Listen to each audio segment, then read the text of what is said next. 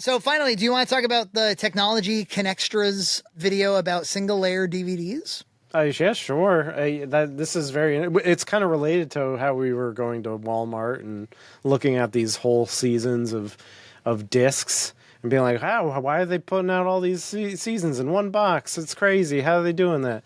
And this guy kind of goes over like something that he figured out. And I think those big boxes are super appealing. It's the whole series. You're not buying it like one season. You remember everybody had those Family Guy, Simpsons, Gilmore Girls. You'd have a big box for every season. Yeah, for 4 discs in a big box, and you'd get every season. It would be a big box. It takes up your whole shelf. Takes up the whole shelf. So now you get all of Gilmore Girls and like something that's like this big, and it's $30 and it's at Walmart. And for those who are collectors and you just want this stuff physically, it's kind of appealing, especially for anything that was shot SD. I'll add, Yeah. Again, if it was shot 35 millimeter or in HD or something, you probably want the Blu-ray, or honestly, you probably prefer streaming. People talk about how streaming looks like crap. I don't agree generally. I mean, most stuff it's in 1080 at the very least. And there are definitely movies out there where I'm like, it never got a proper Blu-ray release, and it's HD on Disney Plus and it's not HD anywhere else. But for like, this guy talks about Frasier, Deep Space Nine, Columbo, and I've offered Simpsons, right? Step by Step I talked about. And a lot of these series won't be on any streaming service, or very limited streaming services. Like Pokemon, like I think some of it's on Netflix, but not all of it, so it's always appealing to grab it. So this dude, TechnologyConnections, he says, I started picking these up for all of those reasons. And some of the discs weren't working or they were glitching. With Frasier, I discovered 2 things. One, a lot of the discs have weird glitches in them, and they don't play very well in a DVD player, which also means software which backs up DVDs to ISOs is not able to read them. And he said, and I like to back him up. He says he has a giant, 100 terabyte NAS. So he's probably putting everything on Plex. More power to him. I do the same thing where I'm like, in a way, part of the reason I'm buying the big box set is so that I can kind of complete my own digital hoard. But he's like, they're glitching out. And he says he's trying to use Make MKV, that ripping software, and it's giving him an error that like the DVD that he's using was encoded with Mac the Ripper, which is if you're old, that's hilarious. You know what Mac the Ripper, it's old software for DVD authoring or for DVD ripping. Program I'm using to rip these, Make MKV, was giving me warnings on a lot of these discs that said like these discs look like they were made with Mac the Ripper, and I chalked that up to like, oh, that's funny. No, I think that warning was literally it was some intern's job somewhere to take the original Frasier DVDs, re-encode them so that way they would fit on a single layer DVD, and then re-author them, send them to a factory to make new pressings of single layer DVDs. So he finds that he compares the discs to their original releases in the 2000s. The original releases were always on dual layer discs, the 8 gigs. And these are all on presumably cheaply manufactured, like bottom of the barrel, like low cost Chinese, single layer discs. Yeah, and what he thinks is happening is they're taking the original DVDs, basically the original author, and from the dual layer, they're re-encoding the individual video. So when you pop in that single layer disc that they then create, it looks like the other disc, but the videos have lower bit rates, and for the most part, if you watched it on like a CRT, you probably wouldn't even notice. Small television or anything like that. You won't know. And I was telling Nina about it, and she was like, "What are they thinking? Like, who would isn't that going to be a problem if the discs aren't working and all this?" And I said, well, truthfully, like besides a few collectors like us, who's going to buy these things? I'll tell you who: old people. Mm-hmm. Like they're going to, I Love Lucy, and like they'll pick it up, and they'll go through all of those. And she was like, oh yeah, and they probably already have True Motion turned on their terrible TV. And it's all stretched out. I'm like, yeah, that's the market, the True Motion market. I talk about it every year, but I love that meme that goes around Thanksgiving time where they're like, when you go to your parents' house, here's how to turn that bullshit off. It's like, here's the different brands, every brand calls it something different. It kind of begged the question for me, like, what are we after when we buy those big DVD collections? Is it, because we know that we're not getting an archive quality version of it when we buy it on DVD. We're getting a standard def, comprehensive, space efficient collection that we're probably going to put on Plex. But it made me think. I was like, I guess when that's the thing that you need, when that's the itch that you're scratching, you're better off with Shout Factory and all that stuff that released in the 2000s. For me, as long as the DVDs work, like, and I would probably be just using my TV with the DVD player built in. They'll probably look fine. That's why I wouldn't mind having those kind of series, even for cheap, made cheaply, as long as they don't degrade as quickly or anything, or as long as they play. Which I'm not sure, because the Frasier one he bought seems like it was probably just from like a strange reseller on eBay, so who knows. On eBay, there were people that were leaving reviews for this specific product, and they said a lot of the discs don't work right. And so I realized this is either very early disc rot or poor manufacturing. I mean, Blu-ray doesn't always solve the problem either, because we know that they fuck around with AI sometimes and color correction. There's a video online that's fantastic about like you basically can't get a good version of the extended edition of Lord of the Rings on Blu-ray. It basically doesn't exist. Everyone, there was like a remastered one, but it was recolor corrected by Weta, and so it's really not an archival quality. It's more like a remaster, and a lot of times YouTube loves to show me videos from guys with like 3,000 views. That's like, why you should collect DVD in 2025. And honestly, their arguments are always very weak. So it's like, well, first of all, I just like the box. Second of all, streaming is stressful. It's always like kind of weak arguments. But one of them was saying, he's like, and honestly, you can buy really good upscalers, and so basically DVD is Blu-ray. I'm like, no, it's not. no, you're not upscaling to that degree. I would buy DVDs for things that were shot in standard def, and that you're never going to do any better on Blu-ray anyway, like sitcoms. Although I will say, I did plug my VCR into an upscaler and watched the VHS versions of the widescreens original Star Wars trilogy. It definitely looks bad, but it's actually kind of fun, and but it did the trick. But yeah, it's not Blu-ray. It's not Blu-ray. Yeah, not even by a long shot. Who's trying to make it look better? I mean, if you're gonna watch standard def, watch it on maybe a 720p TV or watch it on a CRT. Get the right TV for the right scenario. I was thinking about too, like there are some, like I said earlier, there's some archival formats that simply aren't available to own. And one of them that comes to mind is The Simpsons. I have a MyPlex 720p versions of all the original 10 seasons. That's by far the best. Every time I source a Simpsons clip on this show, I'm sourcing it from those 720 ones. I certainly don't want that widescreen shit that they put on Disney Plus. And I understand there's some kind of you can switch back. Yeah. But are you selecting that 720 copy? Is that what's on there? Probably. I don't know. They did fix it like that. You can switch back to the 4:3 version. But the point is, you can't buy those 720s on DVD or Blu-ray. No. So what do? Well, you download it and you put it on Plex. Like at a certain point, like downloading it and putting it on Plex is going to be, having your own hard drive of stuff is going to be one of your best recourses. Yeah. Unless it's like almost like there's no other way. Yeah. Unless you're doing it for a novelty. Like you could have the Harmy special editions from a Blu-ray at a con, but you probably want those on a Plex server, right? Yeah, exactly. He did. I will say this, because I talked about Step by Step and Pokemon and all that. There's no proof that any of those are in the single layer situation. He said that the only ones he found that had this problem were Paramount CBS DVDs. Oh, yeah. So far, the examples I have of this happening are all either Paramount or CBS. So maybe they're the only studio that was doing this. If I run across others, I might post about them online somewhere. But yeah, this is just something that I wanted to say. I don't think so, because these Pokemon ones, I think they look really good. So yeah, so they're probably safe.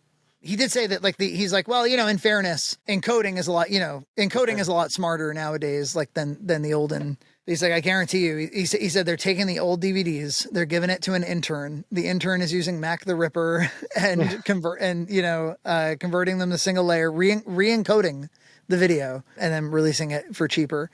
And yeah, I guess if you're mass producing them, you probably can save, I don't know, tens of thousands of dollars doing that, right? Yeah, I mean, people still want these things. probably old people and TechnologyConnections. and It's just another version of enshittification of movies. Another way that they get you to be like, it's not the version of the movie you want. Yeah, even if it like superficially looks like it because of the menus and everything.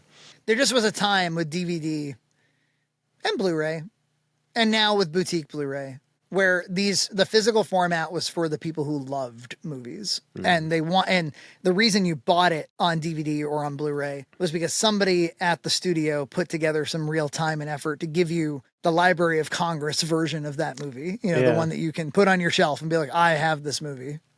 Yeah, and especially in the DVD era and the early Blu-ray, I feel like they just gave you like as close to the like regular movie as possible, and then they started monkeying around with like, the AI film transfers, and we're gonna get rid of all the film grain, and they didn't do that yet in the early days. So. Yeah, they were pointing. They're like, DVD does have a great sound. It's got 5.1 sound in most cases, and that's true. So you could watch a terrible standard def on your big 65-inch TV, but you'd have great sound. Yeah, absolutely.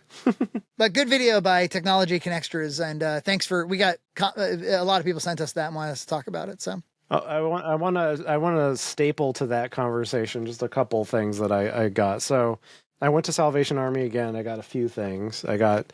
Did I already do this? I didn't do this yet, have I? I got The Empire Strikes Back. And which is funny because coincidentally, we did our Halloween box max shoot and saw Levi, and he gave me the Laserdisc. No, I gave you it. Oh, you gave it to me? Well, one of our fans sent us that, and I passed it on. Oh, you gave? Okay, so it was you. Okay, then you got it for me. That's crazy. Yeah, so it's that is really cool and very kind of coincidental that they happened so quickly. So. So close together, and my kids have been loving playing records, and so when they saw this, they're like, "Is that a record? What is that?" I'm like, "No, that's a laser disc," and they're like, "Can we get a laser disc player?" And my wife's like, "No." That basement's already a fucking horror show. But by the way, you have to get a laser disc player. No, I don't think so. I feel like I actually do feel like I'm at my like limit of stuff. Yeah, you probably are.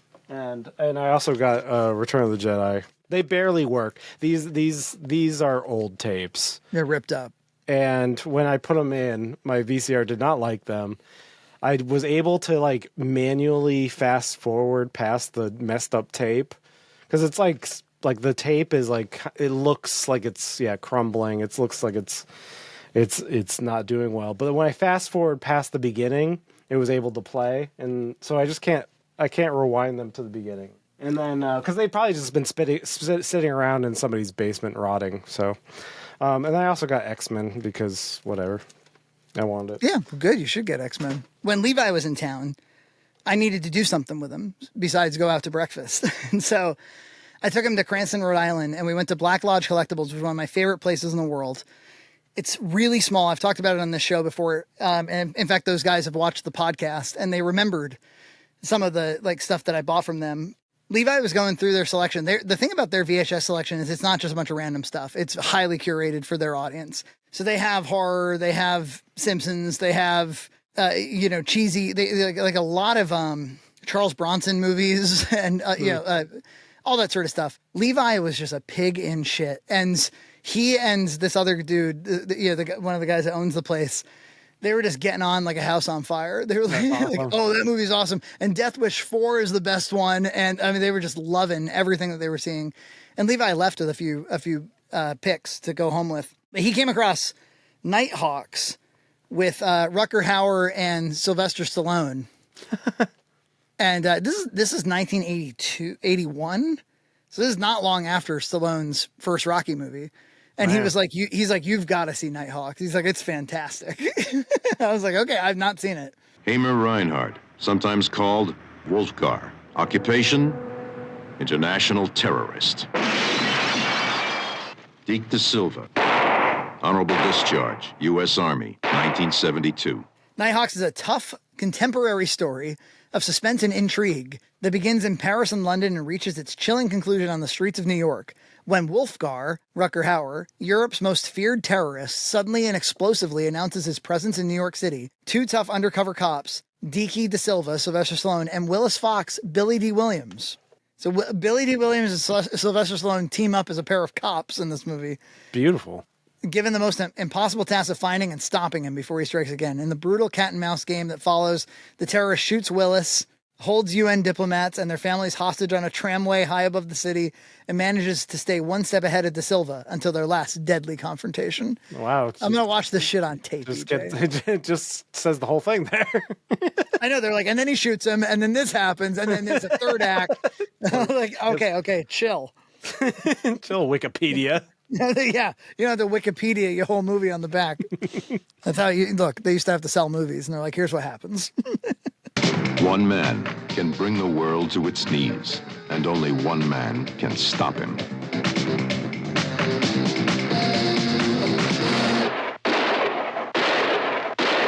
Universal Pictures presents Sylvester Stallone in Nighthawks. Oh, and last but not least, I went to my local retro game store, and I was looking for a PlayStation 3, and I got this version. Right.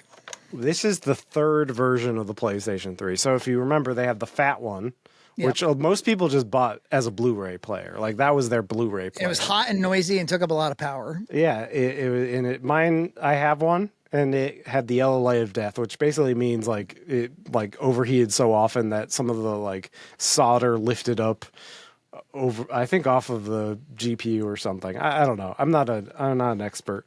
I have fixed it once by like opening it up and doing a heat gun over that chip, and it did work for a bit, and then it overheated again. So I was like, I'm not going to do that again.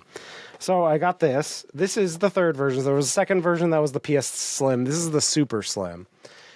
And what's different about this is that it has this is a Blu-ray player that is, stationary. The other ones you'd actually do the feed in, where it's like you're feeding your disc to a paper shredder. But no, that slides over the top or something. Yeah. This just slides up. Yeah, slides up over the top. Cool. So I always like those like end of life slim version. Like the Wii had that like just little disc version of itself.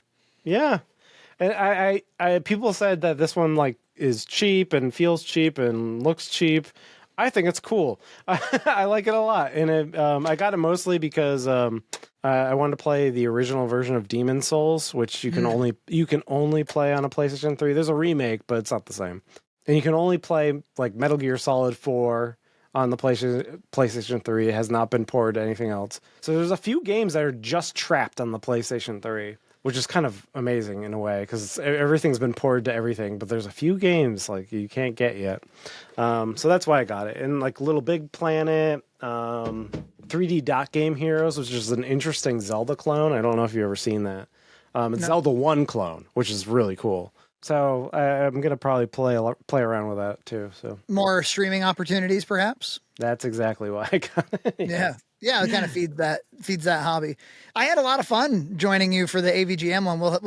Maybe we'll do that Spirit Halloween one sometime. I think we should. And I did iron out the kinks with Riverside, so we could either do it here, or we could do it the same with Discord, and I can balloon you. You won't be a small Frankie in my pocket. we have to stretch you out like Mike TV from Willy Wonka. Yeah. Subscribe to Red Cow Entertainment on Patreon for full episodes every other week.